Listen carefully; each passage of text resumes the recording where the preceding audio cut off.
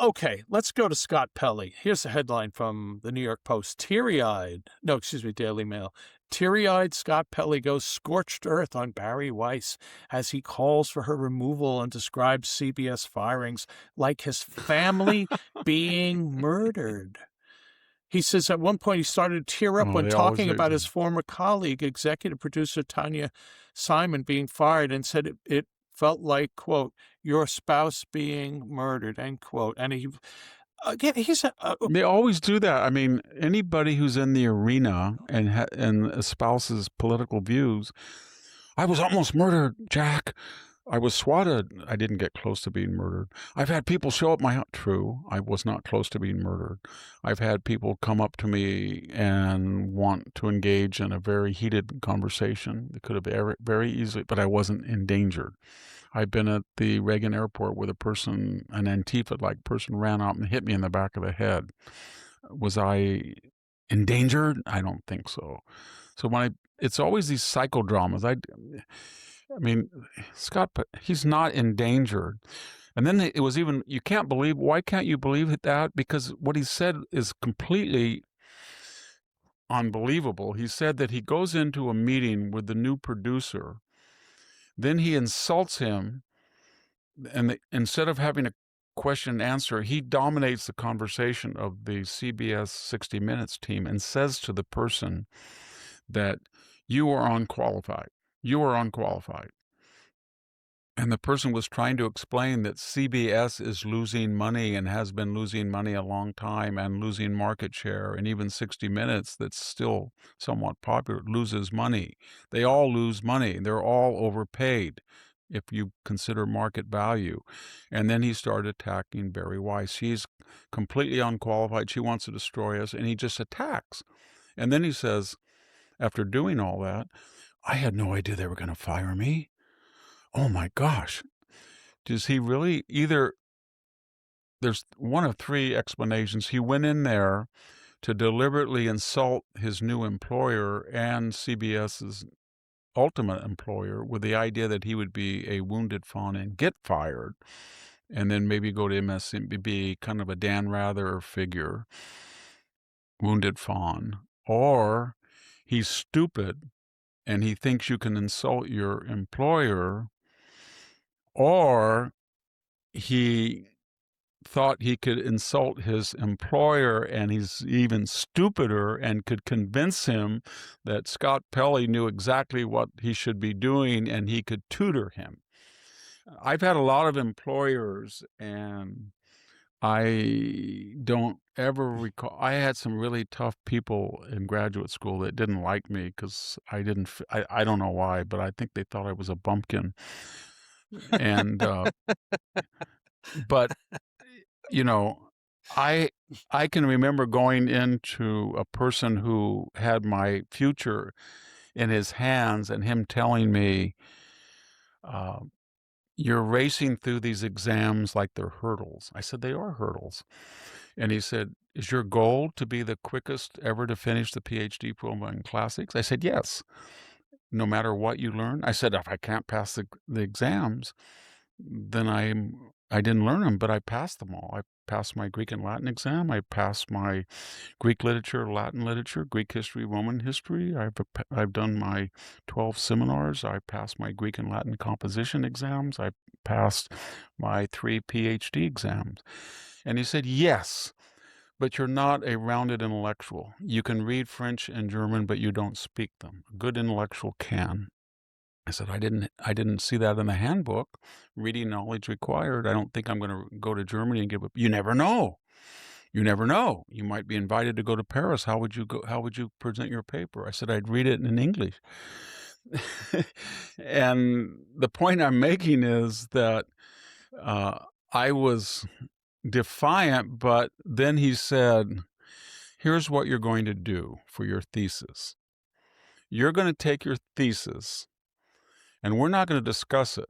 You're going to give me, how many chapters is it? I said, it's about 80,000 words. You're going to give me 8 chapters, and you're going to put it in my box, and I'm going to correct it, and I'm going to hand it back in 2 weeks, and you're going to make every change. and we're not going to discuss it. We're not going to talk again. And then we will go out on your oral exams, and I will take you out to dinner, and we will have a pleasant discussion, and then you're through. And you will reach your goal of getting a PhD in a little over 4 years, and you'll be very happy, and we can send you on your way back to your farm. I said, okay. But the point Wow, is, what an attitude.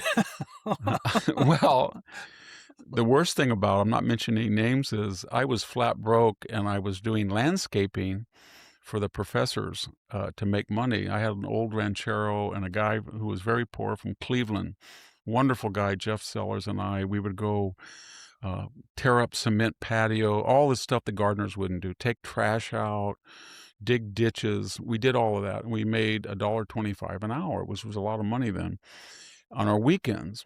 And they were really angry. The professors that were hiring us for cheap labor were mad that we weren't studying that day for our exams on weekends. Anyway, the guy who was telling me was the tightest person in the world. He would say to me, there are some mandarin orange trees on campus. They're decorative, but they had fruit. And he goes, I want you to go after work and pick them all and bring them by my house. Or he said, Oh, wow. You have that pickup of yours, don't you? I said, it's a ranchero. It can only haul.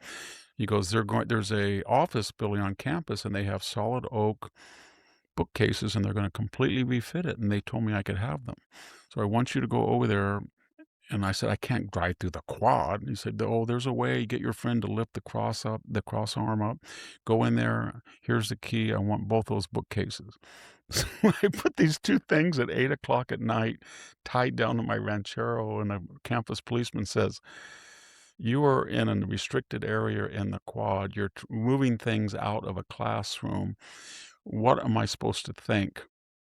And I had my Stanford ID, and I explained it, and he said, that is such a preposterous story that it has has to be true. And he let me Did go. he know? And I Did he delivered. know the cheap? Yes, the he cheap did know him. I gave it. Well, by reputation. I don't know if he knew him, but I gave him the professor's name and rank and title, and he said, "This is so preposterous. He'd ask you to do this, but it has to be true." And then he said something like, "If I were you, I'd get a new director." But anyway, my point in this is, unlike Scott Pelley, I didn't insult him. Right. I said, yes, I will do that. Yes, I will do that. I promise it will be there the first of the week. And you know what the comments were? I thought I'm not kidding you. The comments were on time, adequate. See me sometime, but no comments. And the only reason it was a book, there was a very famous Italian scholar who just happened to be a visiting professor when I was farming. And he called me up a year later, and he said, I'm Emilio Gaba from the University of Pisa, and I was nosing around the dissertations, and I read this dissertation. Well, it's brilliant. I love it. Can we publish it in Italy? And I thought, what? And I was on a tractor when my wife came and told me she'd talked to him, and I came back and called him back in Italy. And that's the only reason. I'm so happy to learn that you're beholden to an Italian, Victor. That just warms the cockles. He was a great historian, too. He was a very famous historian. He was very kind to me. Yeah. And you know what? The point is, when I had these altercations or disagreements, because I was always on the receiving end with my director, I never talked back to him in a rude manner. And I always I would come home once in a while. I was 22, 23, come back and work on the farm on weekends or Christmas. And my mother I'd say, I'm having kind of a problem. He said, you treat him with respect. It's not fair, but you treat him with respect. I always did. I never mouthed off to him. And she always would say, look for the good things. I said, well, he's a beautiful writer, Mom. I read his articles. They're beautifully composed. He was. And he's very smart. And she said, surely you can learn something from him. And I tried to. And, you know, when he passed away, there was not a very large contingent at his funeral, but they asked former students, and I wrote a very nice thing about him, because I did learn a lot from him. But we just didn't, our personalities were too different.